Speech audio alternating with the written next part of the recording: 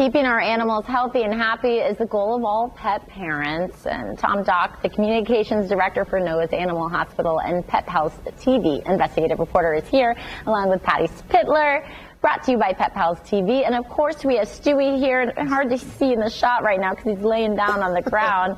But this was a bit of a scare for Stewie, is what this whole segment started as. What happened, Patty? Yeah, and he's on a little bit of an anxiety drug right now because of all the rain and the thunderstorms. So he's taking a nap. He loves to come in. We're letting him have a break. Yeah, let him have a break.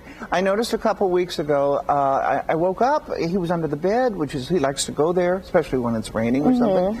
And I smelled something, and then he was scratching. I pulled him out, and he was a mess. He was drooling. He couldn't stand up. It was a mess. Took him to Noah's, and in discovering about the incident, Tom and Dr. Roach discovered some other things too. So really what was interesting is he went in on an emergency, right? And this happens very often. Yeah. Where they have certain clinical signs. In this case it was diarrhea, he was weak, he couldn't stand. Treated all that, but in treating that and doing the diagnostics, we had an incidental finding. So in other words, it wasn't the reason he was there, it probably was not related, and we thought we saw a mass in his abdomen. Okay, and here's some video you saw. So is that where you're looking at his abdomen there? Right, so this was the ultrasound. This is actually his recheck ultrasound. We've done 2 now. Okay. And so the ultrasound helps us differentiate where the organs and everything are, what an x-ray can't tell us, right? And so the first ultrasound was good. It said we don't have a mass effect, but we've got these little nodules, and she was pointing out a couple of them there in his spleen. His spleen. Okay. Right, and so the spleen is important because it's like an internal blood bank. It filters our blood. It also takes out red blood cells that aren't doing their job anymore. And so the interesting thing is it can get tumors, just like any organ of our body, and so that's worrisome. Yeah, but he was rechecked. Especially bad in a dog too. Well, and I was kind of reading through your notes, so we don't necessarily need the spleen, but not treating issues of it can cause bigger problems. Yeah, you can take the spleen out of apparently dogs and humans too. Yeah. And you can live without them. I didn't know that, so that's why we're doing this to share. But he's still got his spleen right now. So the nodules disappeared, and one is still very small. Right, so the nodules are going down, so the chance for cancer is very diminishing. We worry about that because he's a purebred Bernese Mountain Dog, which is one of the breeds that are very prone to certain types of cancers. So we're going to keep checking this. And I think that's the message we want to send to people is with older dogs, with purebred dogs, let's get them checked out routinely. When your doc says, hey, let's do some blood work, it's not because they want more money. It's because they want to know what's going on the inside, because Stewie can't tell us what's going on. So follow the doc's recommendations. Do that diagnostic workup, and we're going to help find things quicker, and then before they become really big problems. Is there a certain age that you should really start doing these checks? So I look at the breed, right, or the size of dog. We know that bigger dogs age more quickly than little dogs. I think Chihuahuas never die, honestly.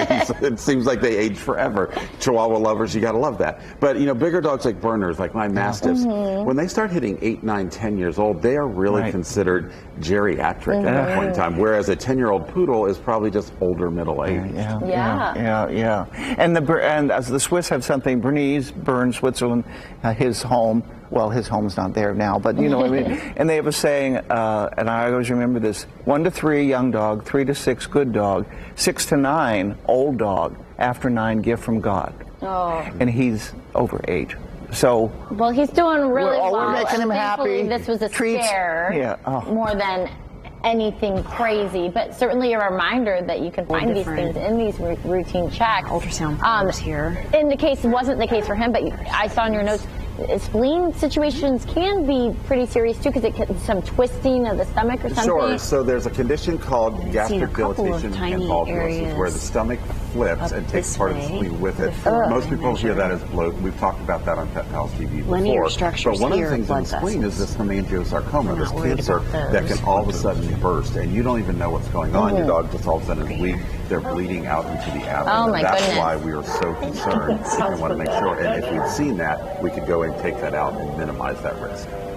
Would this I know you say do the blood testing and the typical checks, but would the further ultrasound testing, would that be something you would do regularly, or do you ask? People have to do it to keep checking. So we check about 4 weeks or 2 weeks after the first one, and we're going to wait. We're going to go 6 weeks now, and then we'll just keep spacing it out as long as we don't see any growth going on. We can probably space it out to having it done every 4 to 6 months after that. Okay. I think I'm going to leave Stewie here today because he can take a nap. He's and he loving can't it hear here. The thunderstorms today because of where we are. I know the thunderstorms have been scaring my dog too, along with the fireworks, and that was something we talked about last week or 2 weeks ago.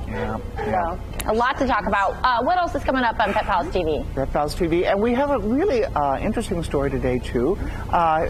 He had gone through some medical emergency. Henry, the first dog, from the Holcombs. Janet Holcomb talked to me at their mansion. We got and I got to play with Henry, which was the best thing. So he's doing well. He had bladder stones. I knew you could get, kidney stones, but bladder stones. So she talks about what she did and what she saw and what you should look for. Amazing. So, of course, Pet Pals TV, Saturdays on Wish TV at 10:30 a.m. Before that, Great Day TV at 10 a.m.